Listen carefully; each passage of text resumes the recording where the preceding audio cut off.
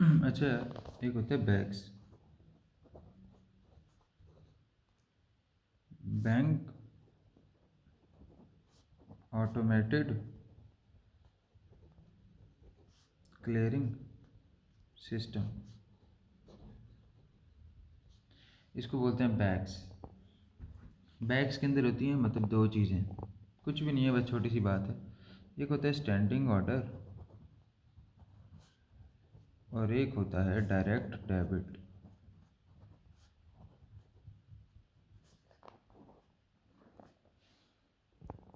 हम ना बैंक के साथ एक बातचीत कर लेते हैं इस बारे में कि यार मैंने ना कुछ पैसे देने होते हैं हर महीने। मान लेते हैं कोई भी किस्त देनी होती है बीमे की या कुछ भी। वो क्या किया करो, आप हर माह बगैर मुझसे पूछे या कुछ किए 50,000 रुपये इस पर्टिकुलर अकाउंट के अंदर, मतलब जिस बंदे को देने होते हैं, डलवा दिया करो। या फिर मान लेते हैं कि शहर से बाहर रहते हो, फैमिली को हर महीने 50,000 अगर भेजना है तो आप जो है वो बैंक से इस बारे में बात कर लेते हो। ठीक है, ज़्यादा टेंशन नहीं लेनी। अगर आपको पता है कि यार हर महीने फ़िक्स अमाउंट जानी है तो बैंक से बात की जाती है और फिर हर माह एक फ़िक्स अमाउंट भेजी जाती है उस अकाउंट में। वो बैंक आपको बताएगा भी नहीं, मतलब बैंक स्टेटमेंट में तो होगा लेकिन वो आपसे इस बारे में मज़ीद बात नहीं करेगा क्योंकि बात हो चुकी है। इस चीज़ को बोलते हैं स्टैंडिंग ऑर्डर। स्टैंडिंग ऑर्डर ये सीन होता है कि मतलब एक फ़िक्स्ड अमाउंट ऑफ मनी जो है वो भेजी जाती है, किससे भला, बैंक से। और फिर उसके लिए बात भी की जाती है बैंक से, और वो बैंक मतलब एक तरह की सर्विस प्रोवाइड करता है। ज़ाहिर है उसके कुछ ना कुछ चार्जेस होंगे। ठीक है, इस तरह के जो चार्जेस, तो ये जो है इसको बोलते हैं स्टैंडिंग ऑर्डर। डायरेक्ट डेबिट भी स्टैंडिंग ऑर्डर ही होता है लेकिन इसके अंदर फिक्स्ड अमाउंट नहीं होती। मिसाल के तौर पर हमने बैंक को कहा है कि यार अलग तरह के बिल्स आते हैं कंपनी के, इलेक्ट्रिसिटी हो गया, उसके बाद पानी का हो सकता है, चलो घर कर लो, गैस का, या कुछ भी, कुछ चार्जेस हो गए। अब जैसे मिसाल के तौर पे सैलरी होती है, ठीक है, हमें पता है कि सैलरी देनी है पूरे स्टाफ की, तो बैंक से बात कर ली, बैंक जी तमाम एम्प्लॉयज़ को 50,000 उनके अकाउंट में भेज देता है, स्टैंडिंग ऑर्डर है। डायरेक्ट डेबिट जो भी मैं बता रहा था, इसके अंदर हम अमाउंट फिक्स नहीं रखते होते, है ये स्टैंडिंग ऑर्डर ही। तो अगर एक महीने बिल आया है 60,000 का और अगले महीने 65,000 का आया है तो फिर डायरेक्ट डेबिट बिल तो पे कर देगा लेकिन वो उसी अमाउंट का करेगा जिस अमाउंट का बिल रिक्वायर होगा, तो उनके अकाउंट में भेज दिया जाएगा। इस तो उस चीज़ को बोलते हैं डायरेक्ट डेबिट। और दोनों सर्विसेज हैं जो बैंक देता है। तो स्टैंडिंग ऑर्डर के अंदर हमने देखा फिक्स्ड अमाउंट होती है और इसके अंदर फिक्स्ड नहीं होती, इसके अंदर फिक्स होती है। बस इन दोनों के अंदर यही मेन बात है। एक और बात समझनी होगी जो कि काफ़ी अहम है, वो ये है कि मैंने बताया था कि बैंक लेजर और बैंक स्टेटमेंट हैं जो आपस में मैच करनी चाहिए। तो अब समझना बात को कि जब हम बैंक में या अपनी बुक्स में कोई भी चीज़ डेबिट करते हैं, बैंक के लिए डेबिट करते हैं और उसका रिलेशन किसके साथ है, बैंक के साथ, तो बैंक वो चीज़ क्रेडिट करता है। और जब हम कोई चीज़ बैंक से रिलेटेड क्रेडिट करते हैं तो बैंक हमसे रिलेटेड वही चीज़ डेबिट करता है। समझो समझो, तभी तो ये दोनों बराबर होंगे ना, क्योंकि एक साइड होगी डेबिट और दूसरी साइड होगी क्रेडिट।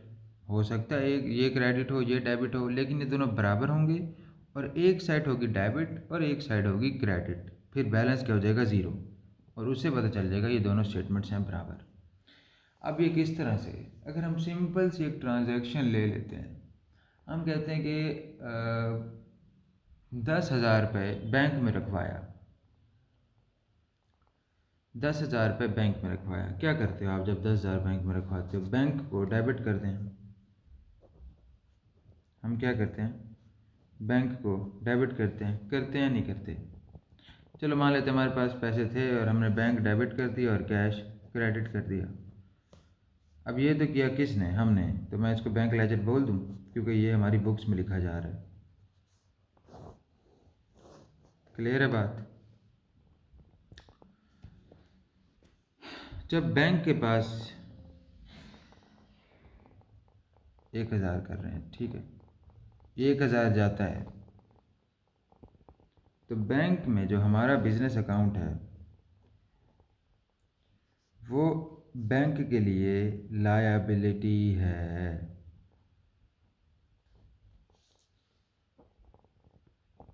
क्योंकि बैंक पैसे कमा तो नहीं रहा ना, हम तो जमा करवा रहे हैं।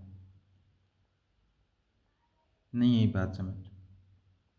हम अगर बैंक को पैसे देते हैं वो बैंक के थोड़ी हो जाते हैं, और अगर हमें कोई पैसे दे और वो हमारे ना हो, हमारे लिए क्या होती है? तो बैंक भी तो बिजनेस है। ठीक है, मान लो यार आपका बिजनेस ही बैंक है, तो फिर तो अगर कोई पैसे हमें देता है और हमारे वो नहीं होते तो हमारी लाइबिलिटी होती है। तो बैंक को अगर हमने पैसे दिए तो बैंक के लिए वो लाइबिलिटी है, चाहे हमने बैंक डेबिट किया। बैंक क्या करेगा? हमारे अकाउंट को क्रेडिट कर देगा, क्योंकि लाइबिलिटी जब बढ़ती है तो लाइबिलिटी क्रेडिट होती है डेबिट होती है? क्रेडिट होती है। और बैंक के पास क्योंकि पैसे आए हैं तो कैश को बैंक डेबिट कर देगा।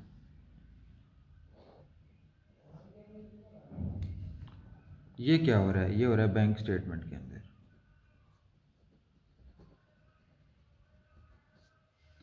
अब देखो, कैश क्रेडिट, कैश डेबिट, वैसे इस चीज़ से फ़र्क नहीं पड़ता। क्यों? क्योंकि इसका बैंक से कोई ताल्लुक नहीं है, बैंक का ताल्लुक है इससे। वैसे ये भी उलट ही है, बैंक डेबिट और उन्होंने यहाँ पर लाइबिलिटी जो है वो क्रेडिट कर दी, क्योंकि उनके लिए हमारा अकाउंट लाइबिलिटी है, हमारे लिए तो बैंक एसिट है। हमारा बैंक एसिट है, उनके लिए हम लाइबिलिटी हैं। उन्होंने तो हमारे पैसे वापस करने हैं, हमारा तो वह है एसिट, हम उसका जो मर्जी करें। ठीक है, इस इतना मुश्किल नहीं है ये ज़्यादा।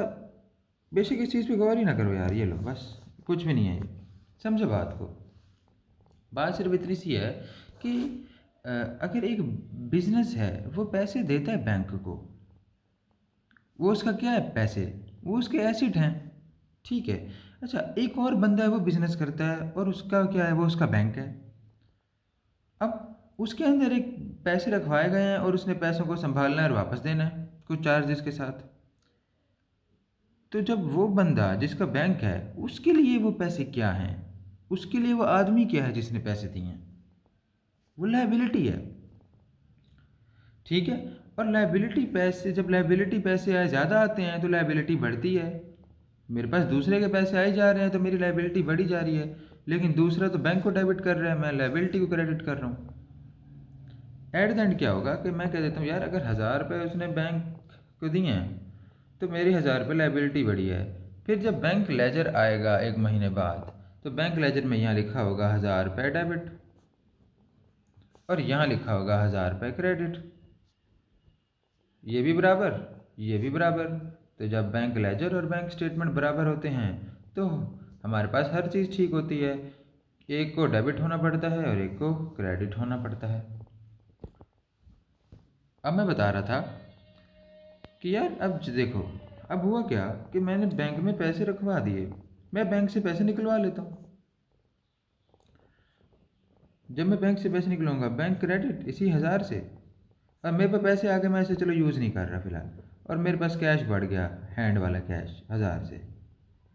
ठीक है, ये किसने किया? ये मैंने किया। कहाँ पर किया? अपनी बैंक लेजर में किया, मेरे सीए ने किया, अकाउंटेंट्स ने किया, जिसने भी किया उन्होंने ये एंट्री लिखी इस महीने की।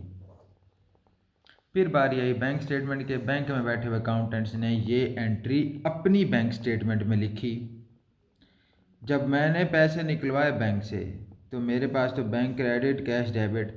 अब ज़रा बैंक सोचो, बैंक के ऊपर लाइबिलिटी थी पैसों की, वो पैसे निकलवा लिए तो बैंक की जो लाइबिलिटी है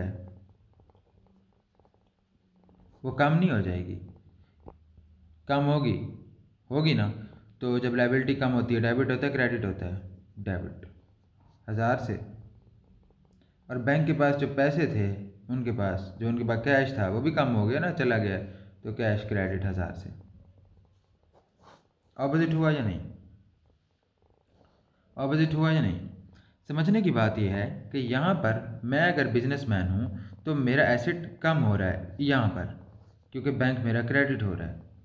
ठीक, बैंक इस चीज़ को कैसे लिखता है? बैंक कह देता है कि बैंक जो है उसकी लायबिलिटी कम हो रही है और उनकी लायबिलिटी डेबिट हो रही है।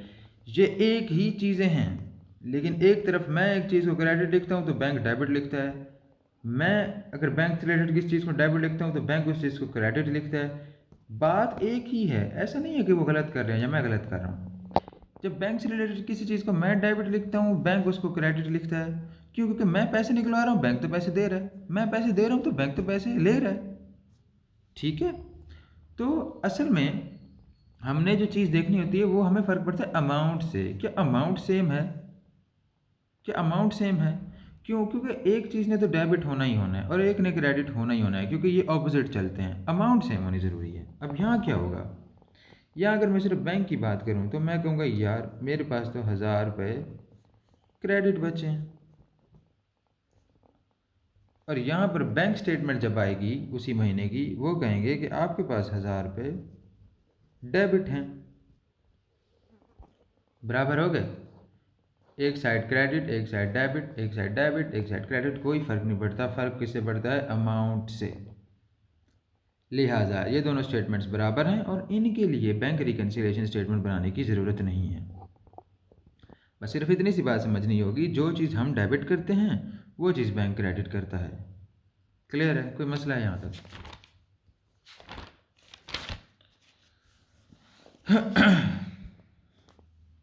अब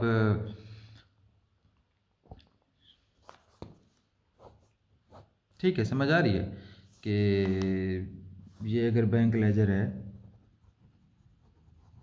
और ये बैंक स्टेटमेंट है,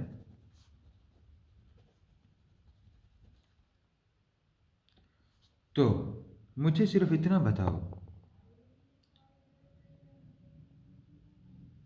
कि अगर मेरे पास पैसे आते हैं मैं उसे डेबिट करता हूँ,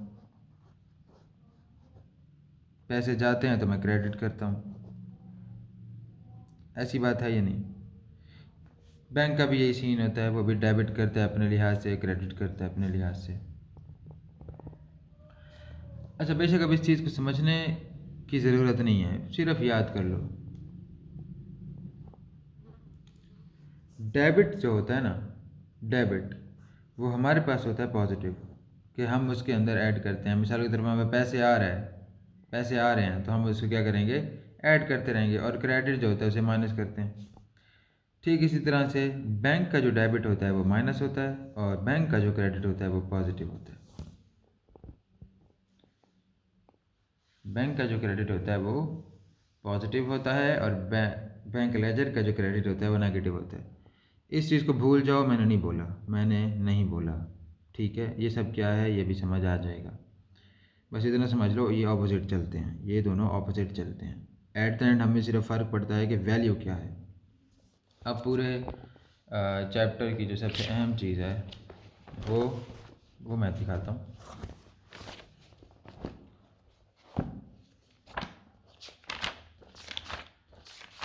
ये इसका स्क्रीनशॉट ले लो यार।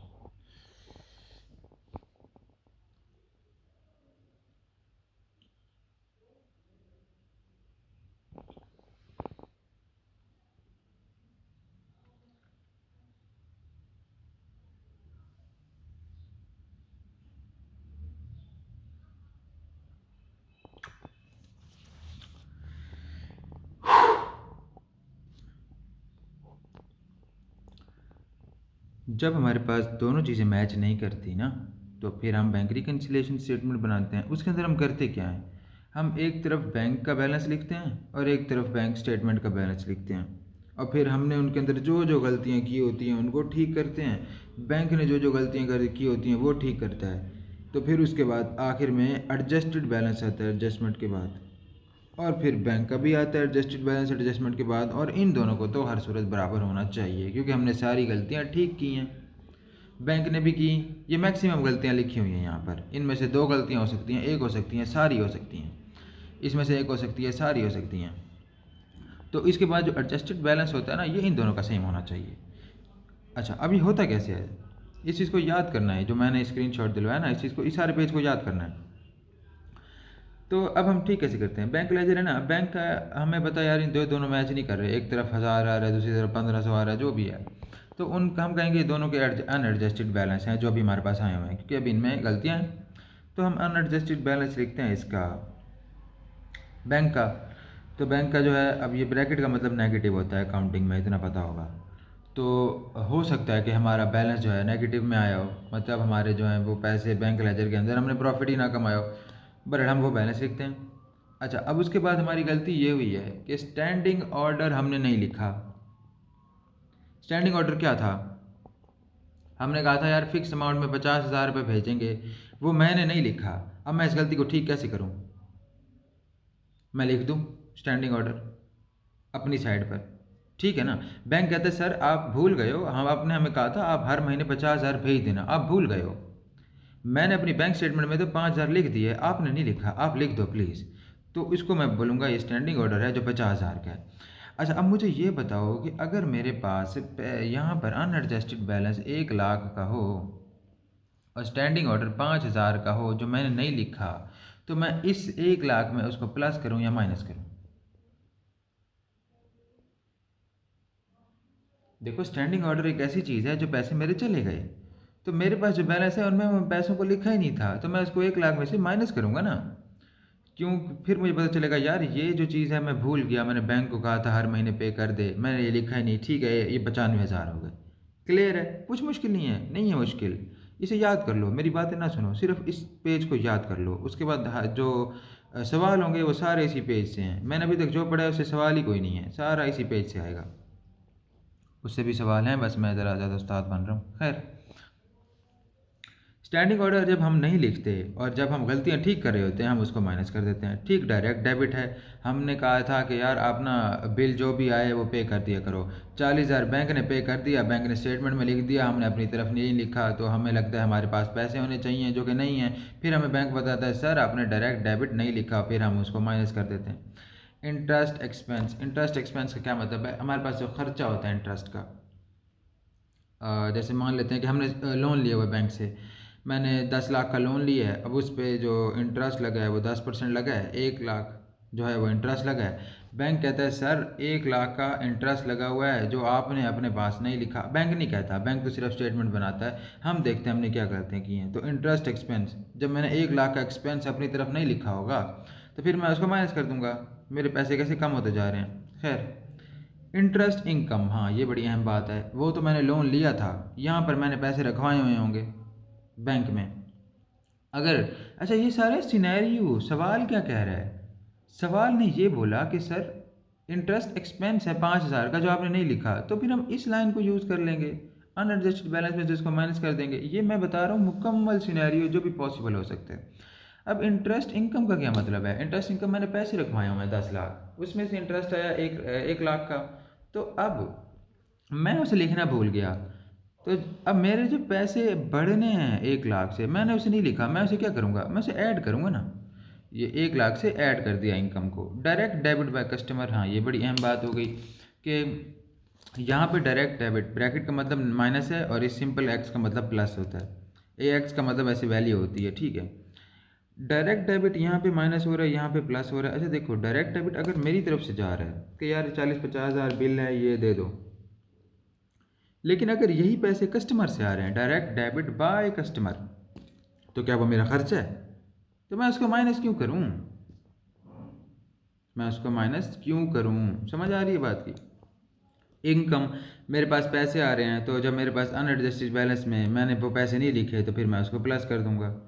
इसके बाद ये अलग तरह के चेक हैं, इनके अलग अलग सिनेरियोज हैं, ठीक है। इस सिनेरियो में कुछ भी नहीं है, जब हम एक अकाउंटेंट जो हमारे बैठा हुआ है कंपनी का, वो इन सारी गलतियों को ठीक करेगा ना, तो जो अनएडजस्टेड बैलेंस आया था जो मैच नहीं कर रहा था, फिर एक बैलेंस आ जाएगा, बैलेंस आ जाएगा। वो बैलेंस प्लस में भी हो सकता है, वो माइनस में भी हो सकता है, वो डिपेंड करता है गलतियाँ क्या क्या थी।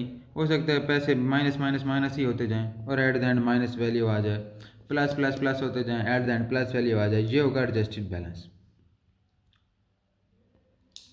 अब समझो एडजस्टेड बैलेंस प्लस होने का क्या मतलब है। एडजस्टेड बैलेंस प्लस होने का क्या मतलब है कि एडजस्टेड बैलेंस डेबिट है।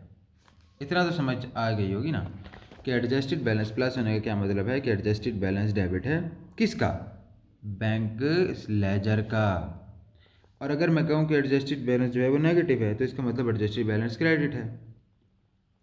क्रेडिट एक बुरी चीज़ है ना यार, हम पर अभी वो लायबिलिटी है, लोन है, मतलब हमारा इस महीना बड़ा खर्चा हो गया, माइनस में चला गया, तो हम माइनस नहीं लिखते, उस चीज़ को क्रेडिट लिख देते हैं। बेशक इन चीज़ों को देखने की ज़रूरत नहीं है। फ़िलहाल समझो बैंक बैंक की बारी आई। बैंक ने भी कहा यार हमारा जो बैलेंस इस महीने का आया है, चाहे वो प्लस हो या माइनस हो, कुछ भी हो सकता है। अब हम देखते हैं हमने कौन कौन सी गलतियाँ की हैं। अब मैंने अनप्रेजेंटेड चेक और अनक्रेडिटेड लॉजमेंट पढ़ाया था, तो ये दोनों जो चीज़ें हैं ये बैंक ठीक करता है कि हमने पैसे दे दिए और बैंक ने 2-3 दिन लगाए थे लिखने में, तो अनप्रेजेंटेड चेक को बैंक माइनस करता है, अनक्रेडिटेड लॉजमेंट को बैंक प्लस करता है। बस इसको रट लो अच्छे से। उसके बाद कुछ एरर्स होते हैं, देखो एरर यहाँ पे भी थे, अब ये एरर यहाँ पे भी ठीक हो रहे हैं, ये एरर यहाँ पे भी ठीक हो रहे हैं। इसका क्या मतलब है?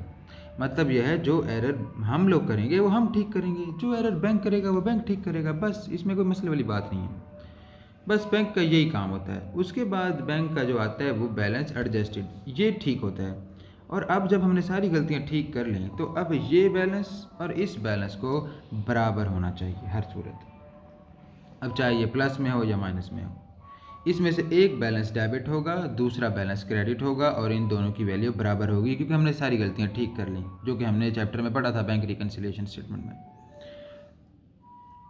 क्लियर है? क्लियर है? कुछ भी मसला है यार इसके अंदर? नहीं। ठीक है, ये दोनों बैलेंस बराबर होने चाहिए। अब ये डेबिट होता है तो हम उसको कहते हैं ठीक है यार हमारा एसेट जो इस महीने का आ गया है, और ये चीज़ नेगेटिव में जाती है तो वो हमारी क्रेडिट होती है, मतलब वो चीज़ हमारी लायबिलिटी बन जाती है। अब दो सिर्फ लफ्ज़ याद कर लो तो बेहतर है, क्योंकि सवालों के साथ समझ खुद ही आ जाएंगे। बैलेंस शीट के अंदर ये वाला एडजस्टेड बैलेंस जाता है, क्योंकि ये हमने बनाया। बैलेंस शीट के अंदर बैंक लेजर का एडजस्टेड बैलेंस जाता है, बैलेंस शीट के अंदर बैंक लेजर का एडजस्टेड बैलेंस जाता है। अगर ये डेबिट होगा, अगर ये प्लस होगा तो ये एसेट में जाएगा, अगर ये बैलेंस नेगेटिव होगा, अगर ये बैलेंस क्रेडिट होगा तो लायबिलिटी में जाएगा, लेकिन बैलेंस शीट के अंदर यही जाएगा। क्लियर? दूसरी बात कि जो ये बैंक स्टेटमेंट बनती है, बैंक स्टेटमेंट के अंदर गलतियाँ ठीक होती हैं और जो उसका एडजस्टेड बैलेंस आता है, बेसिकली इस चीज़ को बोलते हैं बैंक रिकन्सिलिएशन स्टेटमेंट। पूरे को बोलते हैं वैसे, लेकिन मेनली बोलते हैं इसको, इस बैंक स्टेटमेंट वाले को, बैंक रिकन्सिलिएशन स्टेटमेंट। क्लियर है? क्लियर है? चैप्टर ख़त्म। यही कुछ भी नहीं था, बस मैंने हर चीज़ की वजाहत इतनी कर दी है कि वो ज़्यादा लग रहा होगा। कुछ भी नहीं था, उसके बाद सिर्फ सवाल हैं।